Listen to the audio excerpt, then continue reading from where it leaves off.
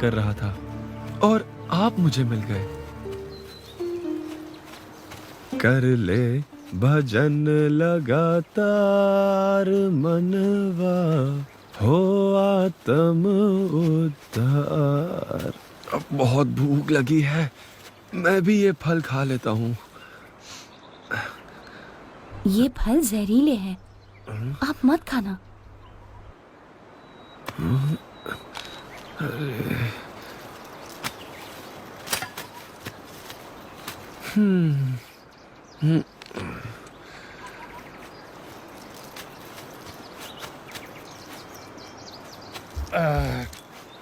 अब तो बहुत भूख लग रही है और कुछ खाना मिले ना मिले ये फल खाकर काम चला लेते हैं। हाँ भाई, कुछ नहीं तो ये फल ही सही। अरे ये फल मत खाइए, ये जहरीले हैं। हाँ, तुम्हें कैसे पता? इन्होंने बताया। हाँ? पर ये स्वयं तो यही फल खा रहा है और हम ये खाएंगे तो मर जाएंगे हैं? ऐसी अर्थहीन बातें करने वाला कौन है ये? ये महापुरुष हैं, इनकी बात मानने में भलाई है। ये बच्चा महापुरुष। यदि ये महापुरुष है तो हम तो अति महापुरुष हैं। अरे ये स्वयं भगवान है। वे जो करते हैं वो करने में नहीं, पर वे जो कहते हैं वो करने में ही हमारी भलाई है। समझो। तुझे भूखा रहना है तो रहे, हम तो ये फल खाएंगे। चलो महापुरुषों, ये फल खाओ और भूख मिटाओ। लाओ भाई। चलो अब भी कहता हूँ इनकी बात मानो। ये जहरीले हैं। छोड़ो। तू भी खा ले। ये देख, मैंने तो खाया, मुझे कुछ नहीं हुआ। ये देख, मैंने भी खाया, कुछ हुआ क्या? कुछ भी तो नहीं हो रहा है हमें। हम भी तो महापुरुष हैं। आजा तू भी खा ले। ये क्या हो रहा है? ये अरे ये वरणी जी की बात सही थी। वरणी जी की बात सच थी। जो भगवान की नहीं सुनेंगे उनका तो यही हाल होना निश्चित है। पर हाँ, इन सब को एक बार तो आपके दर्शन जरूर हुए हैं, तो कभी ना कभी तो उनका कल्याण जरूर होगा। मोहनदास जी, आप मुझे थोड़ा थोड़ा पहचान गए हैं, मुझसे जुड़ भी गए हैं। अभी आप थोड़े समय के लिए यही कहीं किसी तीर्थ स्थान में बस जाइए। समय के चलते पश्चिम दिशा में आपको पुनः मेरा योग होगा और आपका मोक्ष भी होगा।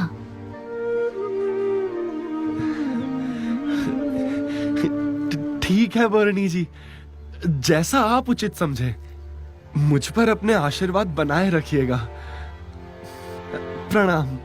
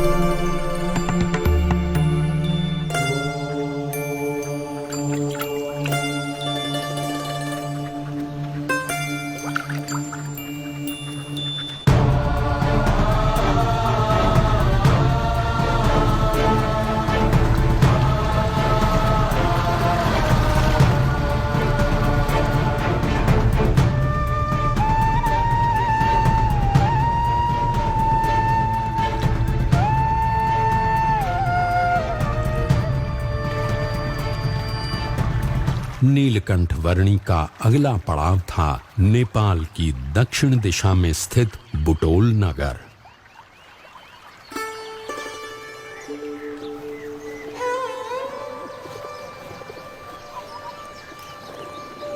सबका न्याय करने वाले तो भगवान हैं। वही हैं जो सभी जीवों के कर्मों के अनुसार उन्हें फल देते हैं। राजा होते हुए आप जो न्याय करते हैं वो तो एक निमित्त मात्र है। जी। ये देखो, महादत्त राजा और उनकी बहन माया रानी को हमें छोड़कर एक बच्चे से उपदेश ले रहे हैं। और ये बच्चा ऐसे राजा रानी को उपदेश भी क्या देता होगा?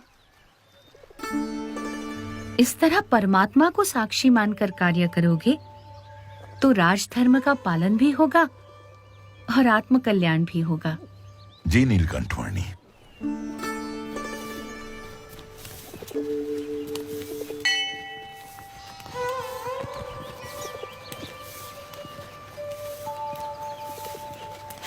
नीलकंठ वर्णी, कोई कहता है कि अहम ब्रह्मास्मि, यानी कि हमारी आत्मा ही ब्रह्म है, तो कोई सिखाता है कि हमारी आत्मा ही परमात्मा है।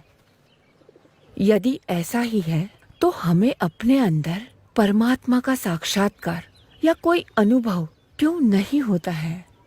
वास्तव में आत्मा, ब्रह्म और परमात्मा एक ही नहीं परंतु 3 अलग-अलग तत्व हैं। जैसे म्यान और उसके अंदर रखी हुई तलवार अलग-अलग वस्तुएं हैं, वैसे ये शरीर और उसके भीतर बसी आत्मा दोनों अलग-अलग तत्व हैं। आत्मा ही आपका वास्तविक स्वरूप है, जो इस नाशवंत शरीर के सभी लक्षणों और भावों से स्वतंत्र और अप्रभावित है। आत्मा यानी जीव से परे ईश्वर तत्व है, ईश्वर से परे माया है और माया से परे ब्रह्म तत्व है, और इन सब से परे एक तत्व है सर्वोपरि परब्रह्म परमात्मा। सर्वकर्ता हर्ता सर्वज्ञ ऐसे परमात्मा अपनी सर्वव्यापक शक्ति से आपकी आत्मा में भी अखंड विराजमान होते ही हैं। परमात्मा की कृपा से और ब्रह्म के यथार्थ संग से श्रद्धा और विश्वास रखकर योग्य साधना करने से स्वयं की आत्मा का ब्रह्म के रूप में दर्शन होता है और उस ब्रह्म में परब्रह्म परमात्मा का साक्षात्कार भी होता है। अवश्य नीलकंठ वर्णी।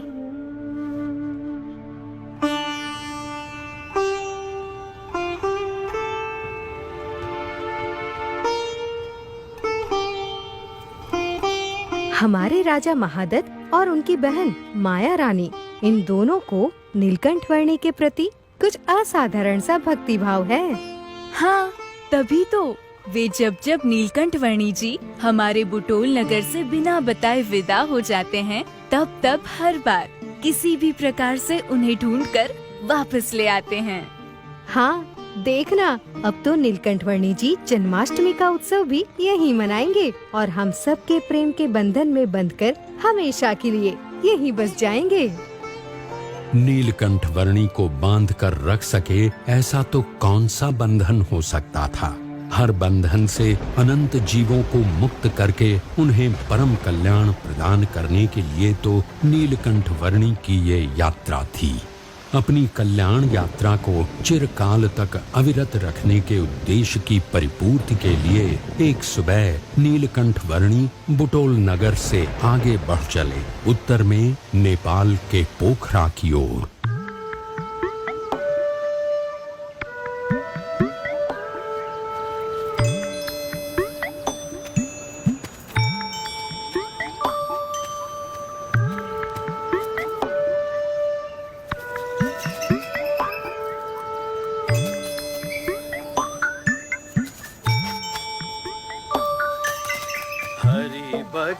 हरि भजो भजो हरि नाम। जप लो निरंतर हरि हरि नाम। प्रभु के भजन सा है नहीं कोई दाम, ऐ मन सुमिरन कर पाले हरि का धाम। हरि भजो भजो हरि नाम, जप लो निरंतर हरि हरि नाम। भज लो निरंतर प्रभु जी का नाम।